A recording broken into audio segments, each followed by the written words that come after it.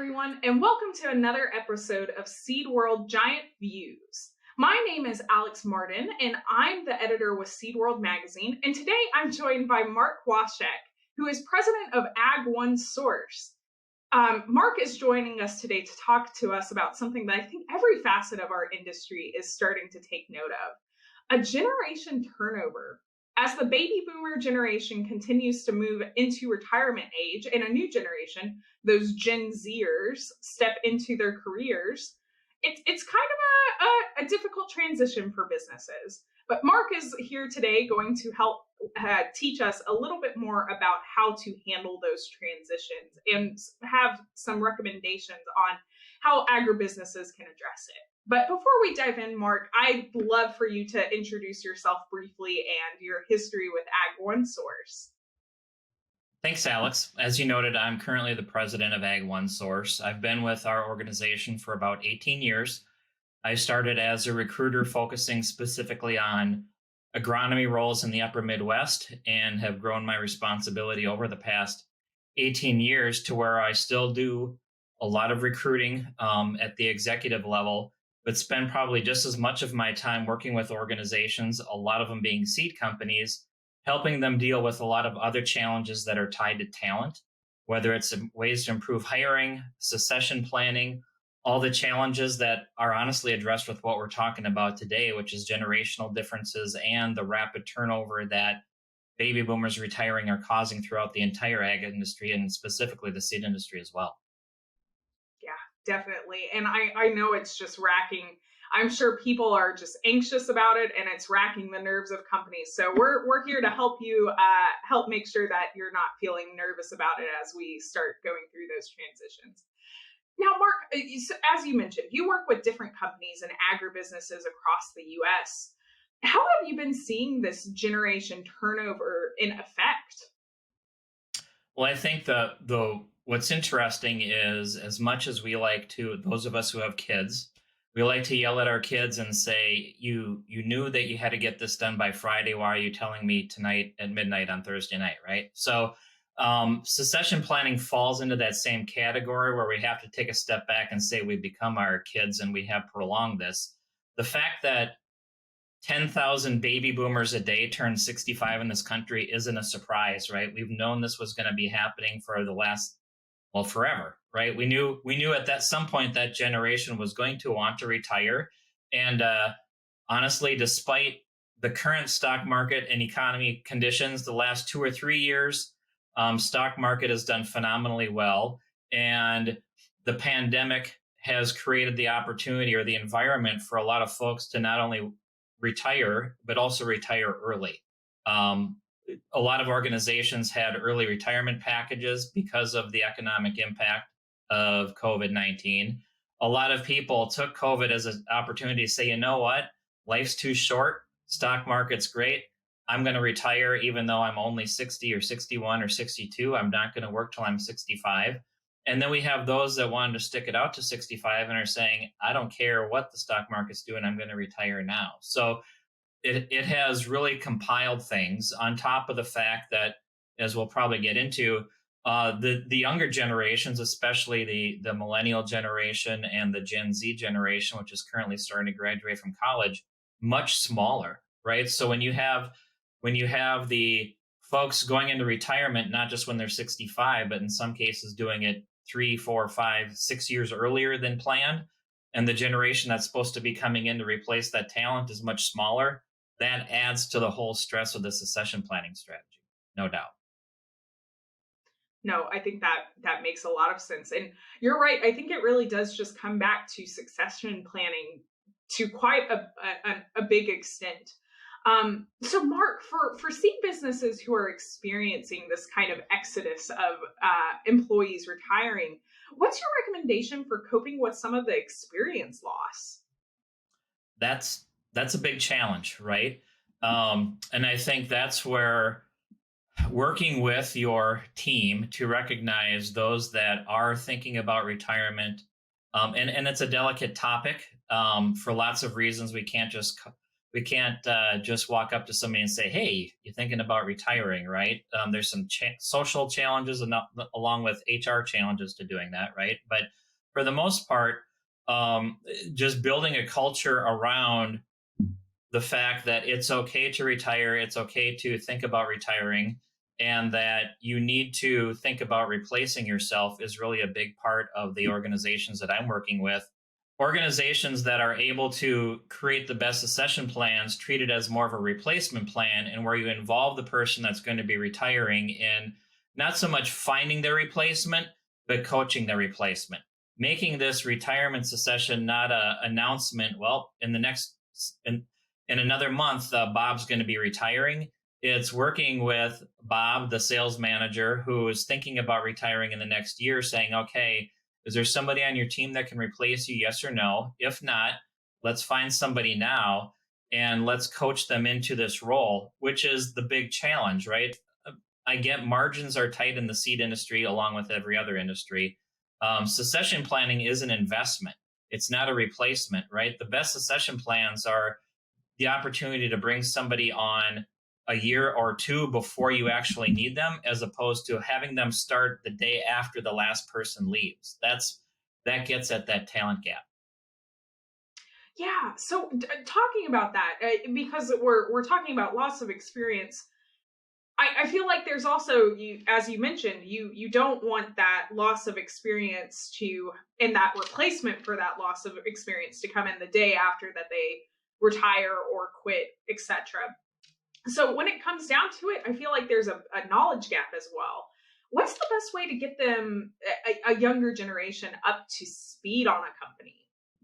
That is the other challenge, right? To where uh, when you kind of like how we started, when you have just this massive exodus of talent due to retirement and earlier than planned retirement, and you have the next generation, the next two generations coming in being much smaller. Aside from the actual talent gap, it's the time gap that's the problem, because people are being asked to or given the opportunity to move up in responsibility faster than before. So, historically, a person could stay in a role 3 to 5 years and then move up, and then stay in that role 3 to 5 years and move up. And then you've got 6 to 10 years of experience in an organization, but you've had two different roles. In the current environment, after just a year or two, people are being asked to step up because the organization needs them to step up. And that's a massive shift in just experience and time in the seat, getting to know the market, getting to know the company, the all the ins and outs of every organization, where you say, oh yeah, I remember this from a few years ago. Most people haven't even been with the company for a few years, right? So that is the biggest challenge. And I go back to the word investment, right? Where an organization, to get a employee up to speed, if they're going to force them to jump that gap in skill set, needs to be ready to invest. And whether that investment is on the front side, to where as soon as you hire a person for one job, you start grooming them and training them and giving them the experiences to move them into that role quicker, or the investments on the backside saying, okay, we're going to move this person up there and exactly ready. But we know that what normally takes a year or two to get up to speed may take 3, because this person doesn't have the experience. And so we're willing to make that investment. Yeah, I think that's very fair. That acknowledging that there's a time investment portion to it as well is extremely important. I'd like to also talk about, I feel like there's some different expectations coming into to work from when hiring different generations.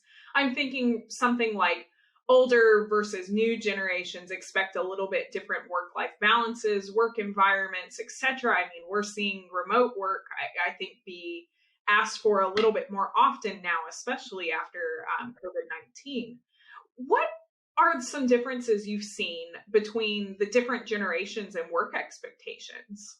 Very different. And a lot of it is, that's a whole episode on generational differences. But at the core of it, what you see is what you get, right? Where baby boomers, very traditional, their value in the marketplace, or they believe their value in the marketplace, is their work ethic and their time and their experience, and rightfully so. They have earned earn that level of respect, but they wear that, as a generation, they wear that as a badge of honor, which becomes the rub for other generations that don't feel that a key metric to success is the number of hours a week you work, right? And I think that's where a lot of the challenges that you have, the biggest challenge that a lot of people have historically seen is the massive difference between baby boomers and millennials. Well, first off, that's kind of funny because baby boomers raised millennials, so it's kind of your fault, right? But um, the other thing is that very,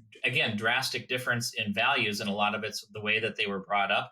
Again, the baby boomers were brought up in a culture where hierarchy was key. Working for an organization your entire career was key, and they still carry some of those values today. The next generation is Generation X, which most of those folks are in their 40s and 50s, still have a good work ethic. But what a lot of people don't realize, Generation X was actually the generation that actually pushed and promoted remote work before remote work was cool. Generation X was raised in a lot of families where they were dual income and parents were gone. And so you come home from school and you're used to doing things independently, and you carry that on for the rest of your life. And that independent mindset, not that Generation X isn't a team player. I'm not saying that. I'm just saying the opportunity to work remotely and work independently is actually driven a lot by that Generation X. And they want their success to be how they're measured, not the amount of time, not the amount of effort, but measure me on my success, which is drastically different than that baby boomer generation, which is more time based and effort based, right? The next generation, the millennials, which I was referring to earlier, again, always that rub between them and the baby boomers, probably because they live in the same house together, honestly, for most of their life. But the reality is, millennials are seen as job hoppers, right? And that again is a big rub against the belief system of the baby boomers. But I go back to what I said earlier. A lot of millennials aren't job hoppers because they want to be. A lot of millennials are job hoppers because they have to be, right? So everybody is looking for that opportunity to be promoted. And in traditional markets and traditional mindset, you work for a company for 3 to 5 years, you're given an opportunity to step up, you go another 3 to 5 years. Well, organizations are so desperate for talent. They are, again, reaching out to all of these millennials that are the exact age group that you are looking for with that 5 to 10 years experience now, right? That say, hey, I know you've only got 2 years experience. We really want somebody with 4, but your background really fits. Would you be open to talking? And who isn't going to say no to that, right? So it's not that they're job hopping because they're unhappy all the time, but that's a big part of just it's opportunistic from that standpoint. Also recognizing that a lot of millennials, because of where they were in life, at the time, a lot of startups started, especially in the agricultural world. Not all startups go as planned.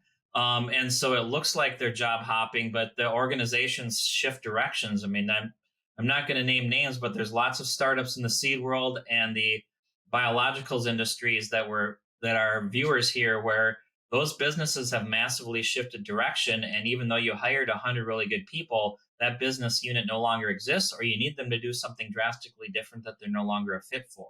So when you're looking at the resume of a millennial, you have to realize they're not a job hopper because they see it as a hobby.